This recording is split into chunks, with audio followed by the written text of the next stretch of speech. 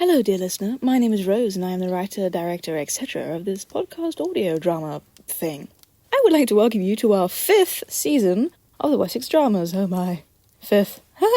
With an adaptation of Thomas Hardy's novel, The Trumpet Major. As with our last few, this is of course a romance story with a little bit of light-heartedness in it. We don't really go for the tragedies at the moment.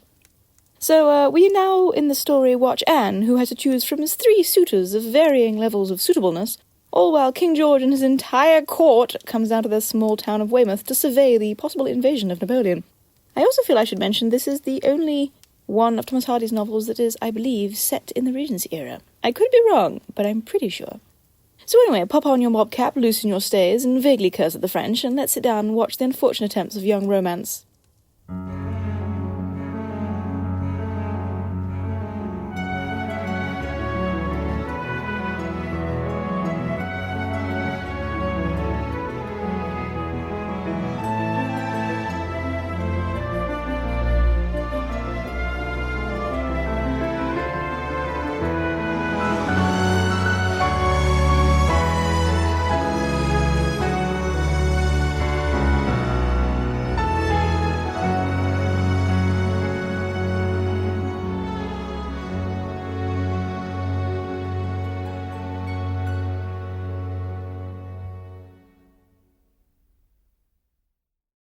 Overcombe village near Budmouth, the mill. Day. The day is beautiful and sunny, and the Wessex Downs roll away towards the sea, which is just beyond. At one point there is a small valley, with the Downs rising up and away at several angles as they come together, and there, at the foot, nestles a watermill next to its own pond and leat on the edge of Overcombe village. A handsome, middle-aged woman of middling rank in a sprigged muslin and a large cap, Mrs. Garland, is hanging up some washing in one half of the garden, which, at that part, is divided by a lowish dip in the hedge from the other, main part of the mill garden. She sends in the maid for some more pegs.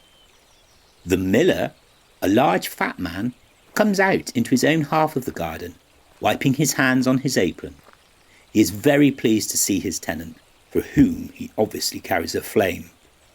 Mrs. Garland is pleased to see the miller too, and she smiles at him whilst continuing the hanging. She turns absently to continue with her hanging, when she beholds that the garment which she is hanging up is actually a pair of bloomers. Mrs. Garland looks stricken, turns back and gives one more bright look at the miller, turns back and then snatches the offending article from its half-hung position and stuffs it in with the rest of the wet washing into her basket in a panic. She picks up the basket, hangs her head, and charges away, embarrassingly, indoors. The miller, who hasn't noticed Mrs. Garland's embarrassment, continues to smile, rub his hands on his apron, and nod his head in admiration at Mrs. Garland's departing back. Mrs. Garland's home, Anne's bedroom, day.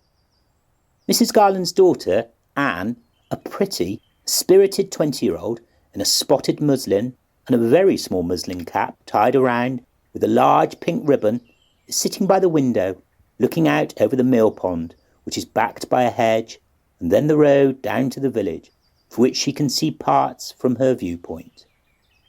She is trying not to spend her time gazing out at the lovely summer's day, and keeps sighing and resigningly returning to her rug-making, giving the article the odd, disgusted shake before sighing again and returning to her stitching. Suddenly, Anne sees the sheep scatter on the down opposite to her, and she looks closer. She sees 2 army officers riding slowly up the shallow inclined side of the down. They suddenly dismount and, holding their bridles, start walking about at a certain spot, and earnestly seem to be discussing the ground, giving the sod the odd kick. These officers are then joined by another 6 mounted soldiers, 4 of whom are massively overburdened with ropes, mallets and pegs. These junior officers then dismount and take up the burden of this equipment upon their own shoulders. There is more consultation, and the 2 new senior officers start striding up and down and counting out distances. They call, point and give orders to the rope-bearing junior officers who stagger around with their burdens and hammer in pegs, as instructed. These 4 junior officers are continually countermanded by the latter, 2 senior officers, and have thus to remove and then replace these pegs, getting increasingly hot under the collar and the sun. The 2 latter, older officers keep up a constant stream of conversation between themselves, whilst issuing and reissuing these disparate orders to the poor juniors. The 2 original, most senior officers continue with their conversation, pointing away between the downs and down to the village, where Anne is excitedly leaning out of the window in fascination at this bright display of manhood in regimentals. Anne turns back into the room to call her mother. Mother, come here. There's such a sight. Quick! Mrs. Garland is heard running up the stairs. She enters the bedroom and hurries over to stand next to Anne at the window. What is? Oh, good grief! Anne looks toward her mother for a second. What does it mean? What can they be going to do up there? Is it the French? Has the archenemy landed? There is a loud and numerous clanking and stamping, and suddenly a column of soldiers appears, riding over the ridge of the down. At a distance behind these is a cloud of dust enveloping yet more troops, whose arms and accoutrements reflect in the sun through the haze with faint flashes, stars and streaks of light. Anne is thunderstruck. Oh my gosh! Don't be vulgar, dear. Mrs. Garland, nonetheless, stares somewhat spoonily at this martial display. Still, doesn't it make you proud? Anne spots a very old, retired local soldier, Simon Burden, passing along the road on the other side of the hedge. She opens the window further and hails him. Mr. Burden! Mr. Burden! Hello? Mr. Burden, a very tatty old soldier, in a somewhat inebriated state, turns, looks up, smiles and removes his cap to the ladies, whilst attempting to bow. Mr. Burden, who are these soldiers? Morning, ladies. These be the York Hussars.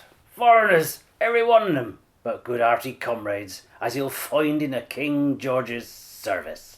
He points to the next column of soldiers following on from the first, who are beginning to arrange themselves in numbered order within the ropes pegged into the big down. And them's be the dragoons of the 9th thems be.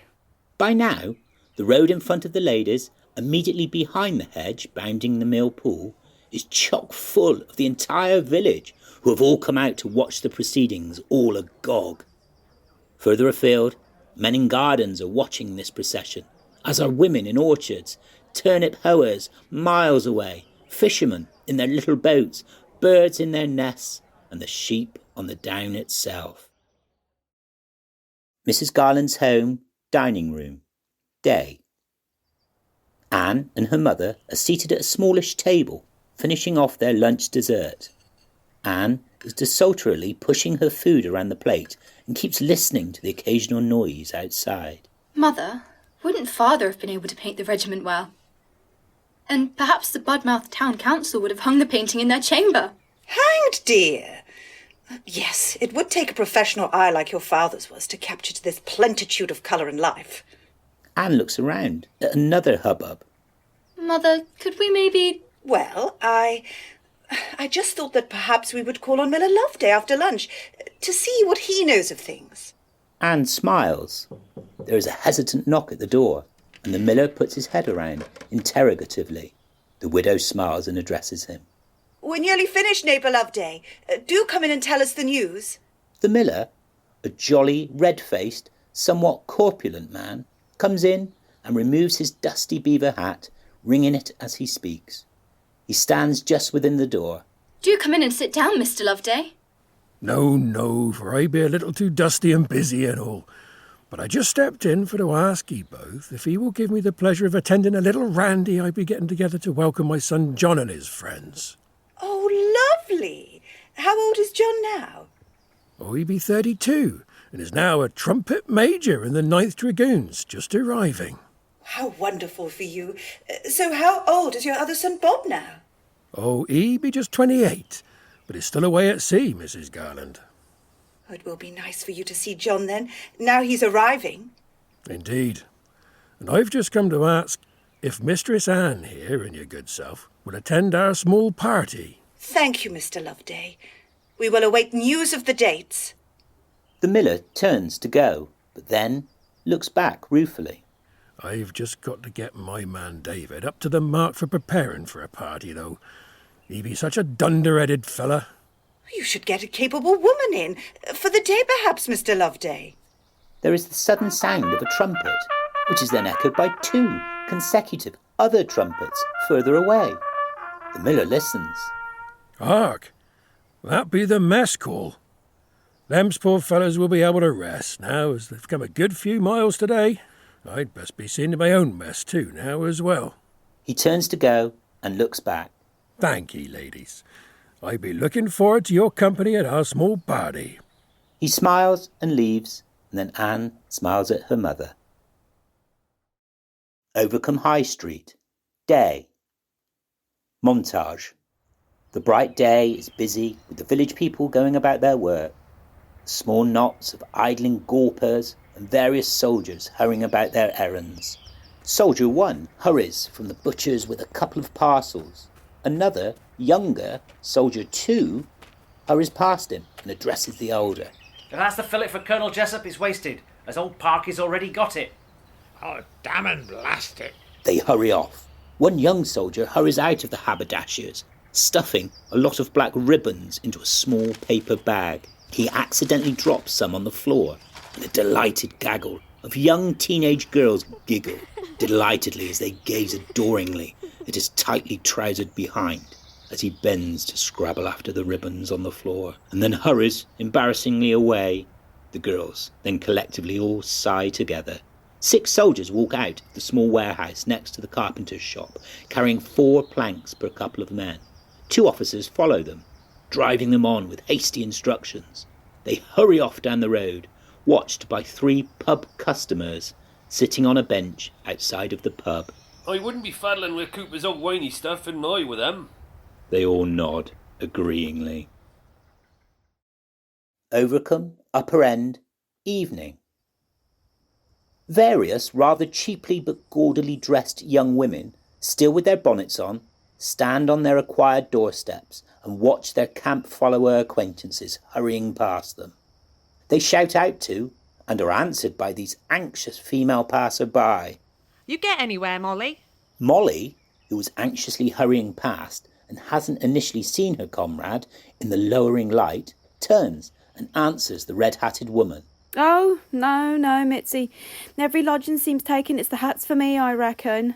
Well, I'd hurry if I were you, 'cause Daisy and all her lot are bagging those. And you don't want to end up in the tents now, do you? Molly looks aghast. What? Daisy's lot's in there. Oh, damn it. She hurries off down the lane, back the other way. Molly accidentally knocks into another group of grubby, gaudy women, walking briskly down the road as she hurries past. Here! What's in your baggage? She scrutinises Molly. Oh, it's you. Sorry, Molly. I'd get a move on if I was you. Daisy's like... Yeah, I know. Sorry, Sylvia. Thank you. They all hurry away. Mrs. Garland's house, Anne's bedroom. Night.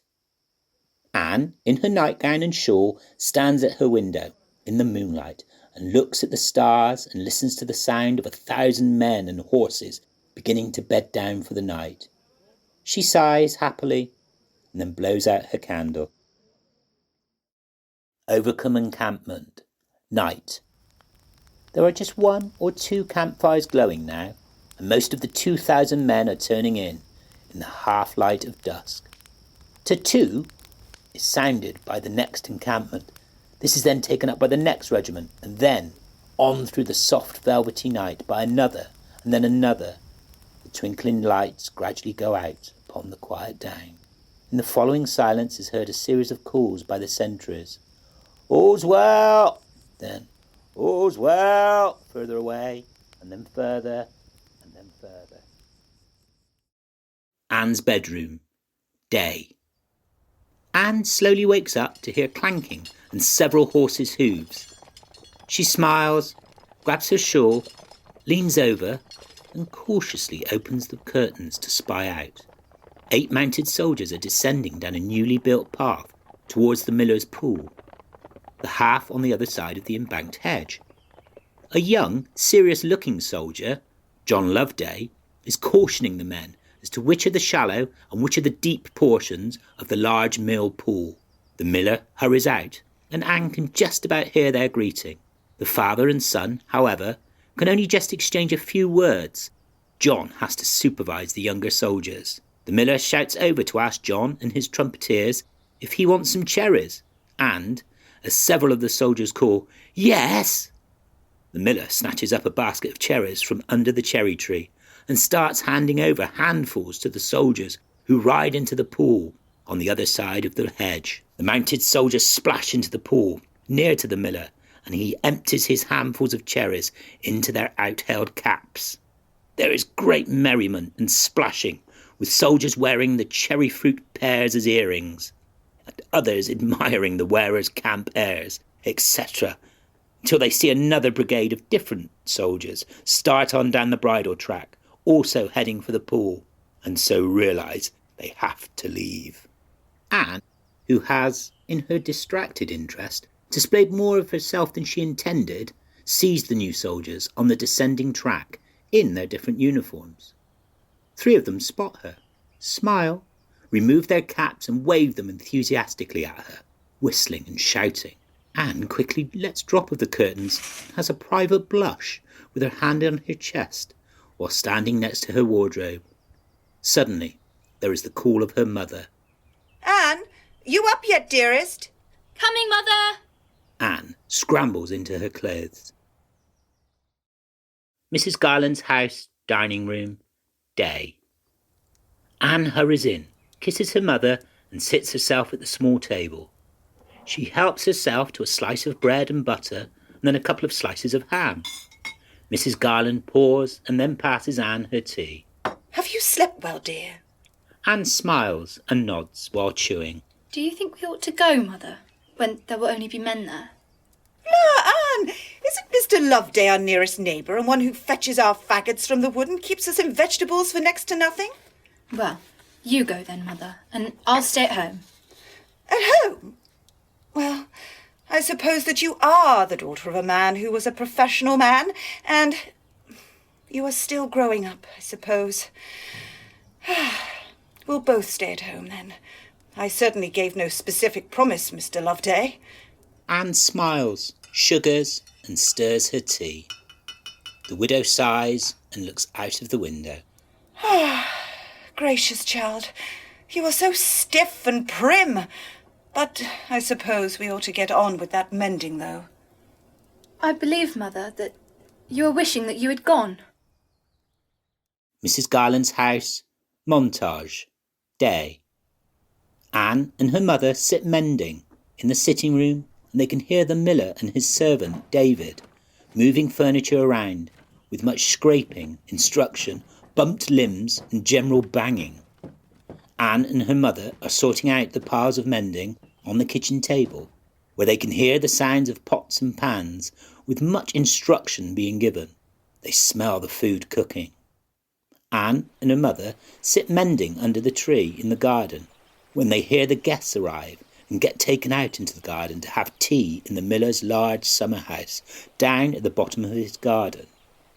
Anne sees the occasional flash of sword or red coat through the hedge. In the late afternoon, Anne and her mother sit mending in the parlour, and along with the tick of the clock, they can hear the clinking of cups, the occasional ha-ha-ha running up and down the stairs, and general merriment. Anne looks up at her mother, who is listening, and the widow sighs wistfully and smiles back. Mrs. Garland's house, dining room, evening. Over the clock ticking, the 2 ladies eat their dessert of nuts and fruit. After a particularly merry burst of laughter from next door, through the panelling, the widow sighs again. I believe, Mother, that you were wishing you had gone. At least it would have been cheerful. I was rather too nice in listening to you, Anne. The parson rarely calls on us. Squire Dairyman is hardly gentle, and there's nobody left to speak to. Lonely people must accept what company they can get. Or do without it altogether. That is hardly natural, Anne. Nature will not be stifled in that way. I declare, Mother, you are quite a girl. There is a knock at the door, and Miller Loveday pokes his head around. He has on a blue coat and a lively waistcoat of yellow and red silk. Evening, ladies. I come to say that if your dear husband were alive, Mrs. Garland, he'd have been with us hours ago. Come, we can't have this. You must both take a cup of tea with us. Oh, I... We'll pack off the more underbred workers into the back kitchen with Davy. The miller stands back and holds the dining room door open. Go on, then. On with your folderols, ladies. I shall be awaiting here, lest you change your minds. The ladies rush out of the door. Mrs. Garland's house, front hallway. Evening. John Loveday, in full mess uniform, comes into the hallway, gingerly inquiring with his eyebrows of his father, who stands at the foot of the stairs, if it is permissible to enter. His father beckons him in dumb show, whilst shouting upstairs. Your pardon, ma'am, but my son has come to help fetch ye. Shall I ask him in till ye be ready? Certainly. I shall be down in a minute. Wear your lace, child, your lace. John smiles at his father. Mrs. Garland comes down the stairs and, as she is descending, the miller comes forward to take her hand for a second, for at least the last few steps. Please give me leave, Mrs. Garland, to introduce my eldest son, John. Your servant, ma'am. John bows deeply, and Mrs. Garland pauses to effect a brief curtsy as she descends. Suddenly, in the gloom, is her boots and jingling spurs at the open door. Mrs. Garland peers. More friends? John also peers at the doorway. Oh, just Buck and Jones come to escort you, ma'am. Shall I ask them to come in for a minute? Why, certainly. Buck and Jones smile and sidle self-effacingly into the already shrinking hallway. There is another scuffling at the doorway, and John squints again into the descending gloom. Oh, it's Brett and Farrier come to fetch Buck and Jones, ma'am. Shall I ask them to enter? Yes. Of course. Brett and Farrier shuffle into a now extremely crowded small hallway, which is full of jingling hot soldiers and poor Mrs. Garland, when suddenly Anne is seen at the top of the stairs. Anne is a vision of white spotted muslin with a thin pinked silk shawl around her elbow crooks to match her hair's pink ribbon. The men's eyes glue themselves to her, and John is instantly and utterly smitten. Shall we... Oh, yes. Yes. Come on then, gentlemen. Get escorting. The soldiers finally take their eyes away and scramble out of the door. That was an episode of The Trumpet Major, written by Thomas Hardy and adapted by me and my co-writer Anne-Marie. I would like to thank our amazing editor for this series, Alessandra Vitiello, and I would also like to thank our amazing cast. In no particular order: Mike Joy, Oliver Hickey, Stephen Marshall, Izzy Joy, Mike Staddon, Caro Joy, Dan Almond, Neil Highley, John Simpson, John Seal, Peter Allison, and Alban O'Brien. You can find us on YouTube under Rose Goldthorp Films, as well as a variety of small other projects that I'm currently doing involving our Thomas Hardy anthology feature films. Our podcast should be on Spotify, Google, and Apple Podcasts. If they aren't, please tell me. These things keep falling between stools, and I am always mildly paranoid because of this. We are also on the Thomas Hardy Society website, and also on our own website, the Wessex Dramas. If you want updates on what's going on and what's happening with our podcasts and other projects, follow Rose Goldthorp on Instagram, Facebook, or sign up for our newsletter. Thank you again so much for all your hard work and support and kindness, and see you next time.